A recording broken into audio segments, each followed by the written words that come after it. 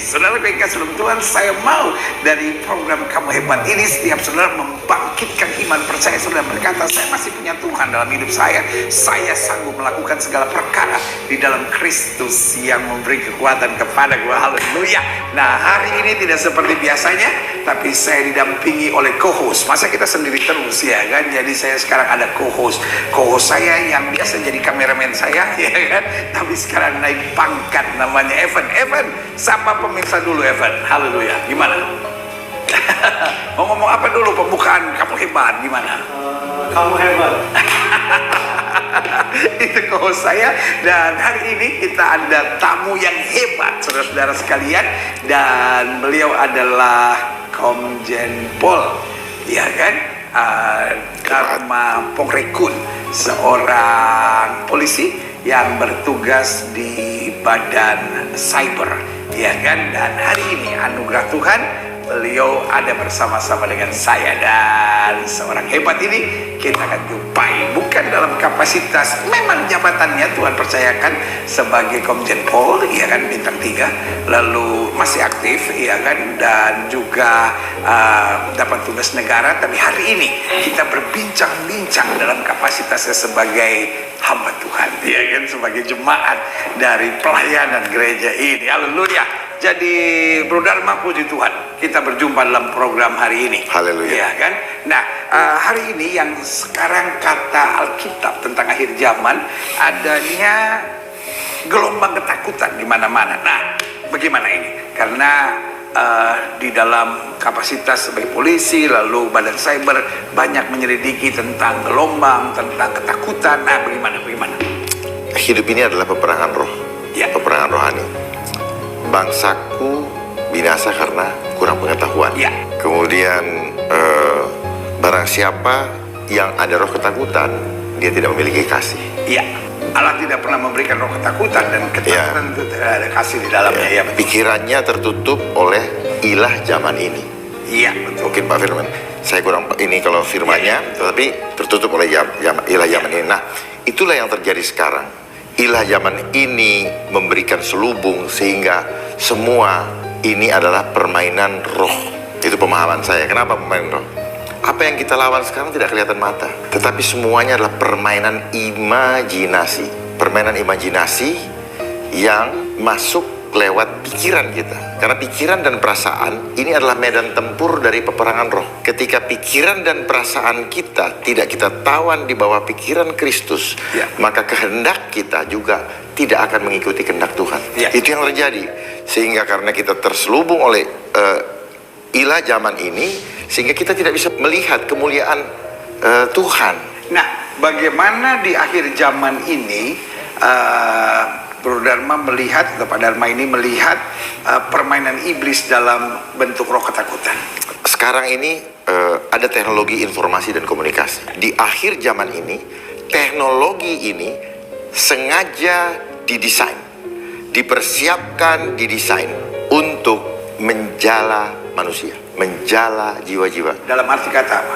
Kalau dari firman Tuhan, kita yang mau, kita anak-anak percaya, anak-anak Tuhan menjala jiwa manusia. Tetapi kebalik dengan alat ini, kita yang dijala, bahkan sekali jala 7,5 miliar penduduk dunia terjala oleh ini.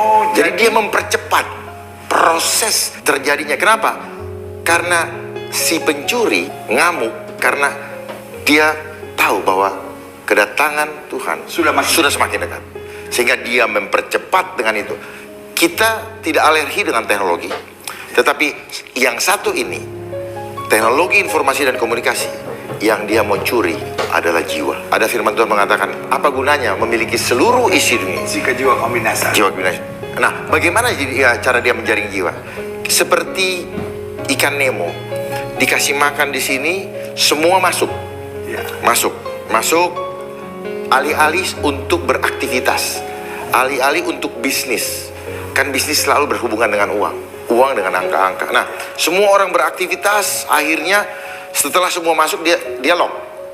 Ya. Dan saat ini kita semua berada di dalam lingkarannya dia.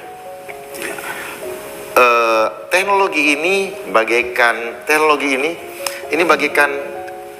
replika dunia. Seperti ketika Tuhan menciptakan bumi dalam keadaan kosong, gelap gulita, di sini gelap gulita. Di sini tempat yang sengaja dirancang untuk memanipulasi mindset manusia. Kita berpikir, kita merasa mudah, cepat, dan nyaman. Awalnya itu hanyalah cara untuk merayu kita mau menggunakan ini. Dan setelah itu, dia yang memiliki atau yang mendesain teknologi ini, yang mengontrol kita dengan mudah, cepat, dan nyaman. Tagline-tagline yang selalu disampaikan selama ini adalah gini: ketika kita memegang ini, dunia dalam genggaman. Ternyata kita yang digenggam.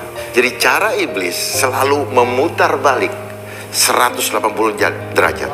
Yang benar dibuat salah, yang salah menjadi benar. Jadi gini, Pak Dharma, ini yang pertama. Kalau Pak Dharma bicara tentang memutar balik, dari Taman Eden kita tahu setan memutar balik. Yes. Semua pohon dalam taman Betul. boleh kamu makan. Kata Tuhan. Yes. Dia bilang apa? Semua pohon dalam taman ini tidak boleh kamu makan. Betul. Jadi memang dasar mulanya dia memutar balik. Yeah. Lalu yang kedua, kalau bicara tentang iblis mulai mencuri, ya kan? Iblis mulai mau menjala jiwa. Betul juga, karena Yohanes 10 ayat 10 bilang pencuri itu datang untuk mencuri, betul, membunuh dan membinasakan. Yes. Lalu pertanyaannya, apa yang dia curi? Kan perhatian kita, iya kan? Yeah. Benar juga, Fred. Jadi kan Om Dharma lagi bicara bahwa kita pikir dunia dalam genggaman kita, ya kan? Artinya kita atur dunia ini. Tapi kenyataannya kita diatur oleh ini kan, istilahnya kita yang dicengkram. Kita keluar nggak bawa Alkitab nggak apa-apa, tapi kalau kita keluar nggak pakai jam tangan juga nggak apa-apa. Tapi kalau kita keluar, handphone mana? Bisa balik lagi. Nah, gimana ya, mudah-mudahan ya, mau tanya sama Om Dharma silahkan. Iya, bener banget sih Bang, menurut saya. Soalnya handphone tuh salah satu yang paling penting. Kalau Abang tanya, ya khususnya anak muda milenial, kalau ke pulau bawa 3, pasti salah satu tuh ada handphone dan ada juga wifi. Pokoknya semuanya kan bisa kita dapetin. Oke. Nah, kalau Hawa saja dan Adam cuman 2 bertemu langsung, mendengar langsung dari Tuhan, bisa kena tipu daya, termanipulasi, ya, bahasa sekarangnya termanipulasi. Apalagi kita yang mendengar dari dengar ke dengar, terjadi distorsi. Apa yang disampaikan Evan betul. Ini menjadi penting karena memang di-create supaya kita merasa ini menjadi penting. Ketika dulu belum ada ini, biasa-biasa saja. Kita bisa hidup kok. Tetapi karena dia mendesain sedemikian rupa, secara sistematis, membuat kita dibuat butuh. Tadinya kita nggak butuh. Setelah butuh tergantung. Nah, kenapa kita butuh? Diawali dulu dengan alih-alih perdagangan bebas, membutuhkan teknologi untuk mempercepat transaksi dan sebagainya. Semua orang bekerja situ. Cuma satu yang dikejar, apa? Mamon, uang, angka-angka yang di situ. Karena di sini semua pakai algoritma. Digital is digit, digit itu angka. Nah, jadi semua ini ya Pak Pendeta digiring untuk ini, termasuk Pak Pendeta, semua dimasuk pikiran kita. Kenapa? Kalau kita merasa ini barang berbahaya atau nyetrum, kita nggak akan pakai. Semua didahului dengan mudah, cepat, dan nyaman. Oh, jadi ini Alkitab bilang iblis menyamar sebagai malaikat terang. Oh yes, harus dong. Nah, setelah dikunci begini, kita udah nggak bisa keluar, tetapi kita dibiar asik. Jadi iblis ini gini, masuk kerja, ya mainkan dulu, mainkan. Setelah, nah akhirnya apa? Sekarang kita baru merasakan, lo data saya hilang, lo ini saya hilang. Lah udah di capture, udah di ini semua. Dia tinggal nyedot kok. Dia tinggal nyedot. Yang untung siapa? Dia. Tujuannya untuk apa? Untuk mengendalikan kita. Jadi dia dapat uang dan dia dapat jiwa. Sekali dayung 2-3 pulau terlampaui. Apa yang dia dapat? Bisnis data dia dapat. Karena siapa yang menguasai data, dia menguasai dunia. Siapa yang menguasai informasi, dia bakal menang perang. Nah, ya terus kemudian di ruang internet ini, mata kita tidak bisa melihat bagaimana hitungan angkanya untuk narik pulsa dari kita. Bapak kirim selamat pagi ke saya, Bapak di-charge, saya di-charge. Berapa charge-nya Bapak nggak tahu. Terus kemudian ketika Bapak beli paket pulsa, Bapak juga nggak tahu apakah paket pulsa ini sama dengan angka yang kita bayar. Dan bahkan kita dikasih yang tidak tidak kita perlukan pun dimasukkan di paket itu. Jadi aplikasi yang ada di sini pun banyak manipulasi. Misalnya, kalau Pak Gilbert masih muda, mungkin Pak Gilbert beli yang aplikasi yang bikin perut jadi six pack. Itu kan cara mendidik jiwa, memanipulasi, tetapi tidak merasa berdosa. Karena apa? Sekarang apa? Face app. Ya, dan sebagainya. Tidak merasa berdosa karena apa? Bukan saya. Aplikasi kok. Udah itu dikirim ke orang yang termanipulasi. Padahal kita juga yang melakukan manipulasi itu. Jadi didikan-didikan ini ada semua di sini. Ini semua Filipi 4 ayat 8. Tidak ada yang mulia, tidak ada yang sedap didengar. Nah, kalaupun sedap didengar, itu hanya misalnya YouTube. Kenapa kita tidak mau lepas? Pengen dengar lagu ada, pengen cari kamus ada, pengen foto ada. Jadi dibikin ini menjadi sentral aktivitas kehidupan kita. Seluruh dunia. Nah, apa yang terjadi sekarang? Orang begitu takut dengan segala sesuatu yang dia tidak mengerti apa yang ditakutin. Sebenarnya ini adalah peperangan rohani. Hanya permainan perang pikiran, Pak. Ya, paling sulit adalah mengalahkan diri sendiri, yaitu. Gitu. Iya. Nah, hari-hari ini mungkin manusia banyak berurusan sama COVID, dan ini berita yang ada di mana-mana. Ya, tadi kan Pak Dharma sudah bicara tentang manipulasi, lalu fear gitu kan. Nah, kita kan bilang Allah tidak pernah memberikan roh yang menahan ketakutan. Berarti ketakutan menurut firman Tuhan itu adalah roh. Nah, sementara yang tadi juga kita banyak bahas, roh ini menggiring pikiran, dan menggiringnya tadi dijelaskan bahwa dengan hal-hal yang kelihatannya baik, tetapi tekanannya ujung-ujungnya mendatangkan ketakutan. Nah, bagaimana hubungan dengan apa yang terjadi hari-hari ini? Gini, Pak, ketakutan bukan dari Tuhan. Bukan. Oke, setuju ya. Bukan roh yang dari Tuhan. Ya. Berarti ketakutan roh, tapi bukan dari Tuhan. Ya. Baik.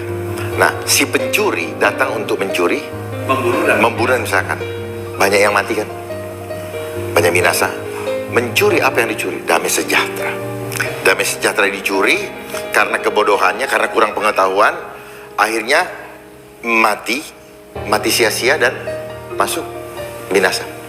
Nah, itu yang terjadi. Kenapa sia-sia? Karena kurang pengetahuan. Pengetahuannya apa? Kalau kita banyak pikiran, asam lambung ini akan berhubungan dengan reaksi kimia di dalam tubuh. Kalau kita banyak pikiran, kita penuh dengan ketakutan, di tubuh manusia akan bergolak reaksi kimia beracun. Dan selnya juga nggak akan. Ya, yang saya sebut dengan hormon kortisol. Dia akan memicu asam lambung naik. Nah, asam lambung yang naik akan menutupi pernafasan kita, dan slim itu akan menjadi lengket seperti lem. Nah, ketika pori-pori sel itu tertutup, kan sel ini kan punya pernafasan juga, Pak, punya pembuangan, ya, sel, dia hidup. Kalau dia shutdown, terus kemudian kepanikan dan ketakutan itu semakin menggila, dan akhirnya si asam lambung tidak bisa menembus ini, dia akan mendesak ke jantung.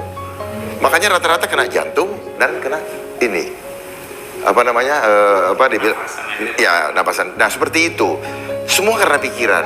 Orang kalau punya pikiran, Pak, pikiran negatif, lemah, Pak, badan. Otomatis. Makanya hati yang gembira adalah obat. Obat yang manjur. Manjur. Nah, kenapa manjur? Karena ketika hati yang gembira, karena penuh dengan damai sejahtera, penuh dengan shalom, maka hormon di dalam tubuh kita akan menghasilkan hormon positif, yaitu hormon endorfin, hormon yang memudahkan kita senyum, hormon dopamin, oksitosin, serotonin itu hormon yang bahagia, dan interferon. Interferon itu kalau orang ada kanker, lewat habis semua. Makanya terjadilah sesuai dengan imanmu. Jadi waktu Alkitab bilang hati yang gembira adalah obat, itu secara teknologi bisa dibuktikan bahwa ada hormon. Yes, otomatis itu, Pak. Karena tubuh kita sudah diperlengkapi oleh senjata oleh Tuhan untuk merecovery dirinya sendiri tanpa bantuan dari luar. Tuhan udah nyiapkan dari alam. Tubuh kita ini diciptakan dari tanah. Berarti yang koheren dengan tubuh kita adalah segala sesuatu yang ada di dalam tanah. Nggak mungkin dari kimia yang datang. Nah, sekarang kalau bicara tentang fear tadi, atau ketakutan tadi, adakah hubungannya dengan peristiwa yang terjadi hari-hari? Ada. Karena ini adalah cara untuk menggiring. Karena gini, kenapa ketakutan yang dijadikan isu? Kalau cuman bilang tidak ada uang atau negara kolaps, nggak punya bangkrut dan sebagainya, nggak menakutkan orang. Yang penting gue masih bisa ketemu saudara gue, tetapi kenapa? Karena tadi perlu percepatan untuk segera menguasai mindset manusia. Perlu diperhatikan, setiap sistem itu sifatnya masif. Masif itu memaksa, skala besar, dan intensitas tinggi. Memaksa ini apa? You don't have another chance. Kita tidak punya another option. You have to follow the system. Nah, ini adalah cara iblis di dalam menjaring kita. Kalau Tuhan memberikan free will, kalau dia nggak bisa memberikan free will, nah kita mau digiring, mau orang taat, mau enggak, ikut semua. Itu kan ada dalam firman Tuhan, bahwa orang taat apa enggak mau dibawa semua, dimasukin ke dalam sistem yang nanti pada akhirnya Tuhan temukan kita sudah masuk dalam registernya dia. Padahal taat. Makanya jangan kita ikutin protokol manusia, ikutin protokolnya Tuhan. Dan keselamatan hanya ada di dalam Aku. Tetapi yang ketika kita hanya mengikuti protokol manusia, Pak, tidak ada jaminan keselamatan. Itu yang membuat sampai sekarang orang selalu khawatir hidupnya. Banyak orang melakukan sesuatu dengan latah, karena dia make, gua make. Padahal walaupun dia sembunyi di lemari besi, kalau ketakutannya masih ada, nggak ada gunanya. Karena di mindsetnya, Pak, begitu di sini takut, sini coba ditaruh pikiran Kristus. Oh, beda, firm. Dan saya bisa buktikan secara objektif, Pak. Ketika kita mengatakan Tuhanku dahsyat, maka tubuh kita kuat. Ketika saya memikirkan kekhawatiran, tubuh kita lemah. Saya bisa buktikan. Bagaimana buktinya? Buktikan. Saya izin, Pak, ini namanya muscle test. Kenceng ya, tahan ya. Nah, kayak gini. Tuhanku dahsyat. Tuhanku dahsyat. Tuhanku dahsyat. Iya, selesai. Aku khawatir. Aku khawatir. Tahan ya, Pak Pendeta. Aku khawatir. Aku. Bener. Nah. Kuat tuh. Kalau papi kan bisa Ya. kuat tuh. Tuhanku dahsyat. Tuhanku dahsyat. Yes. Kuat. Ya. Aku khawatir. Aku khawatir. Kuat. Jadi ini yang saya bilang, sel itu cerdas, Pak. Ulang. Tahan. Tuhanku dahsyat. Cukup sekali aja dalam hati juga udah jadi. Oh, gitu. Ya. Sekarang, aduh, aku khawatir. Coba Bapak bilang gini, COVID. COVID. Covid. Aku sehat. Aku sehat. Itulah sel, Pak. Sel. Jadi Jadi- terbukti ini. Jadi inilah gelombang. Bab apa yang Betul. Kalau lihat gini, Alkitab mengagumkan ya. Mengagumkan. Karena kita bilang, apa yang kutakutkan Itu yang terjadi. menimpa Menimpa. aku. Ya, kan? ya. Tetapi sesuai dengan imanku jadi padaku. Gitu. Itu tadi yang selalu begini. Jadi gini, Pak, ya.